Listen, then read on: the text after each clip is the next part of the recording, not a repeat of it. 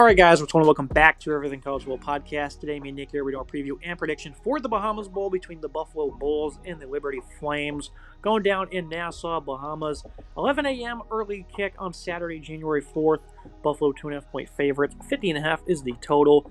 Getting things started with that Buffalo offense. Nick, there's obviously high intensity in Buffalo right now with Josh Allen and his high-flying Buffalo team.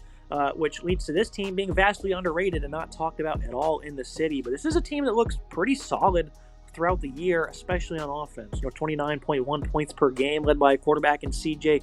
Ogbonna, who has been very productive for them. 2,200 yards passing, another 300 plus on the ground, 19 touchdowns through the air, 8 rushing, and then he has 5 picks as well. This has been a very productive player. 2,500 plus total yards, approaching that 30 touchdown mark. Really like what the senior's been able to bring to the table as a bit of a dual threat player. Completion percentage isn't all that great, 57%. But this is a team that's been effective on both facets of the game. You have two receivers in Victor Snow and J.J. Jenkins, who have been really good. These guys hog the targets, combined 10 touchdowns. They both have 500 plus yards. I really like what they bring to the table here. These are some guys that, again, command a lot of targets, and they're very productive through the air, going up against a pass defense that was pretty good throughout the year. Only allowed 11 touchdowns, 201 yards per game. This is a Flames team that, saw some respectable passing attacks throughout the year. They played Western Kentucky, snagged 3 interceptions on those guys, have not allowed 300 yards in a game once this season. So it's going to be a competitive matchup for Liberty through the air. What do you make of that matchup, Nick, for the Flames? It's an interesting matchup here. I like what this Buffalo offense can do. This is an offense that's scoring 29 points per game and has looked really good in their last 4 games, which they won all 4 of these games. They scored at least 37 points in them, including 2 40-plus performances and a 51-plus point performance and a 51-48 barn burner against Ball State, which they won in overtime. That was a really crazy good game. I think Ogbonna is a really good quarterback for this team. 57% comp rate, 2,200 yards passing, 19 touchdowns, 5 picks. Good enough for me. I think it's really solid numbers for what this guy can do. This kid's talented. This kid's solid in the pocket, comfortable and confident, playing really good football for this team, and a good leader, a guy that's been around the program for a little bit, also has 8 rushing touchdowns and 311 on the ground. So, solid in multiple facets here. This Buffalo offense has really good balance. They're about 190 yards per game through the air and about 165 yards per game on the ground. So solid balance there. Victor Snow, J.J. Jenkins, these guys are very solid players, get a lot of targets. Snow especially, a very underrated player to watch. 6'10 for him and 6 scores, about 50 yards per game, while Jenkins has 536 and 4 scores. Taj Johnson as well is not a bad number 3 with 2 touchdowns and 213 on some limited targets. They can run the ball effectively. They got a decent back in Al J. Henderson, that is, who's a really solid, nearly 1,000-yard rusher with Ogbonna running besides him. Really impressed with that offense. And this is a defense for Liberty that's played good football at times this season. They got a good tendency to get interceptions. Certainly late in the season, they've proven to get a couple more picks here and there. They're decent against the pass, giving about 200 yards per game and only giving up 1 passing touchdown per game. 150 yards per game, good on the ground as well. So this is a defense that's putting up solid numbers with some solid veteran leadership. Al-Jay Henderson, their top running back, 959 and 8 touchdowns, certainly helps bring plenty of bounce to this offense, 164 yards per game. Going up against the defense that's been good against the run, about 150 yards per contest they're giving up. But they went on the road to UMass at some point in November, gave up 263 rushing and 4 scores. And they got gashed for almost 400 against Jacksonville State. That's really the only blemishes. Other than that, they've been pretty solid on the ground. I think Buffalo, though, they'll also be a competitive matchup for them, and they're not going to get completely stifled. Some of the top players for Liberty, T.J. Bush, 8.5 tackles for loss. Joseph Carter and Jamar Brown going to be their top linebackers. Again, this is a defense that's been playing pretty solid this year. But they have had some tough outings, but that's not been the theme for them. So I think Buffalo will do pretty good. Offensive line's pretty stout against a team that has only 19 sacks, so I don't think they're going to be able to generate much of a pass rush. So it's really going to be down to them slowing down the run and not giving up big plays through the air. Moving to the other side of the ball for Liberty, this is where things get really squirmish for the Flames. This is a team that, had been putting up 430 yards per contest, almost 31 points per game as well. But Caden Salter, of course, he's transferring out, so he's not going to be here. Ryan Berger will be getting the start at quarterback. Salter had a pretty bad season, quite frankly. Just wasn't that good. He, as a runner, wasn't as effective, and as a passer, he was just, awful. He ended up getting benched in that game against Sam Houston State in the season finale. A game they were favored in, and we both picked the Bearcats, Nick, because we thought the offense would struggle. He had 83 yards, completed 34%, and had 2 interceptions. This is still a big loss for them, but he is having a pretty bad year. And Ryan Berger, this guy, he's been around college football for a couple of years. He came into that game, with 0 for 2. Really wasn't any better for Liberty. And, with his limited experience, it's certainly questionable what he might provide in this game. He does have some nice pass catchers, Treon Sibley, Elijah Canion. Those guys are solid. His offensive line, though, is missing 3 starters, at least, right now. The left tackle, the right tackle, and the left guard are all in the portal, and it doesn't appear they're going to be playing, according to Jamie Chadwell.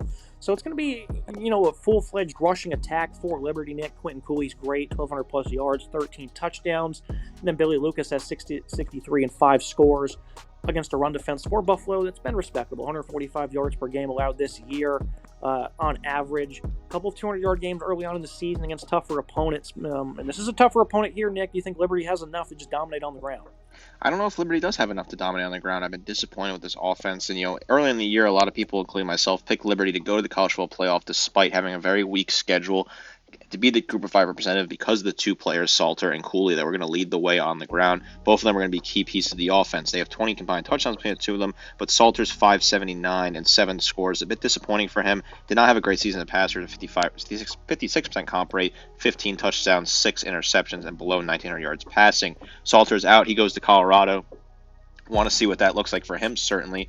Now you plug in Ryan Berger, who only has 7 attempts on the season. Is he going to be fine in this game? They certainly had a long time to prep for. This game not being played until January 4th, so there's certainly been a lot of time to prep and work and practice. Jamie Caldwell is a great coach. I certainly believe that he's able to coach this guy and work on him, but this is certainly a tough spot to be thrown into. Losing 3 key offensive line pieces as well as tough. Jordan White, the left guard, committed to Vanderbilt, while Xavier Gray, the right tackle, is committed to Northwestern, and Jordan Hall, the starting left tackle, is still in the portal looking for a new home at the end of this season. Cooley, it's going to be his show. He's going to run the ball a lot here. 1,200 yards on the ground, 6.1 yards per carry, 13 touchdowns, 114 yards per game. So still impressive numbers for him, but 205 attempts, and Cooley is a really talented back. Curious to see if he enters the portal or what his situation looks like next year. He might be out of eligibility as well. I can't remember off the top of my head. I think Sibley's a really good wide receiver. The team 500 yards receiving, 19.2 yards to grab is certainly a good number. 2 touchdowns for about 50 yards per game, while some other pieces on the roster at wide receiver, Cannon and Mobley, are solid pieces, with them having a couple touchdown grabs for them. Reese Smith was involved in this offense early in the year and had 3 touchdowns. Wonder if he'll get some more targets this one, but I do expect him to run the ball a whole lot, let Cooley kind of go on the ground. Billy Lucas, the backup, has 63, 5.5 yards per carry, and 5 scores as well, so they're quite effective at running the ball on the ground, averaging about 5.6 yards per carry, which is not a bad number at all, and 2.5 touchdowns per game on the ground. They're going to try and attack this Buffalo defense that has some solid pieces at linebacker, some big leaders, some big game players.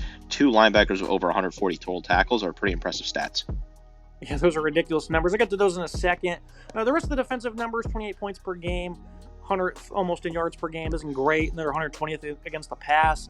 Maybe the numbers are a little bit skewed because over the last 4 games, they had opponents playing from behind. They gave up 330 in 3 straight games, all of them that they won, where opponents were playing from behind. And then Kent State, they only had 100 in a blowout. They're not very good. Like you alluded to, these are ridiculous numbers by linebackers. Sean Dolick, 159 tackles, 16.5 TFL, 5.5 sacks, and 5 interceptions, including a pick 6. This guy's on something, dude. I mean, these are ridiculous numbers. All signs are pointing to everybody playing in this bowl game for Buffalo. 143 tackles and 14 TFLs for Red Murdoch. I mean, this is just absurd. These guys play incredibly tough. I'm shocked the defensive numbers aren't better than they are. You also have 2 other guys in Deion Crawford and Kobe Stewart also have 12 plus TFL themselves.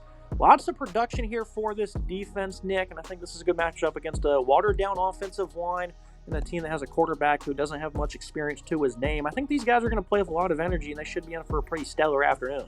If you're a longtime viewer of this show, you know that I'm a big fan of these stat sheet suffers, these guys that absolutely load up the stat sheet, get a bunch of stuff done with multiple different stat categories, and these 2 linebackers do that. Dolick, an All-American, just phenomenal. You read off his stats. 4 pass breakups as well, 177 return yards on those 5 picks, about 35 yards per interception, and a pick 6. Pretty impressive numbers, while Murdoch has solid numbers as well with 5 forced fumbles. Honestly, he should have been an All-American as well for my money. These are 2 incredible linebackers. They really coach these guys well. Some solid players in the secondary as well. Solomon Brown, Marquise Cooper have pretty good tackle numbers as well. On most teams, these guys potentially would be 1 and 2 on their teams, but Murdoch and Dulles just have so many tackles. Brown 62, Cooper 65, 6 pass breakups for Brown, 8 for Cooper. A really solid player. I know the stats are not great, but like you alluded to there, they play teams that are playing from behind a lot recently, so I think the pass defense stats are a little overinflated. I still think this is a unit with some solid players. Charles McCathers as well is a really solid piece with 4 pass breakups and a pick for him, so I think this is a unit that still has some ball hawking players.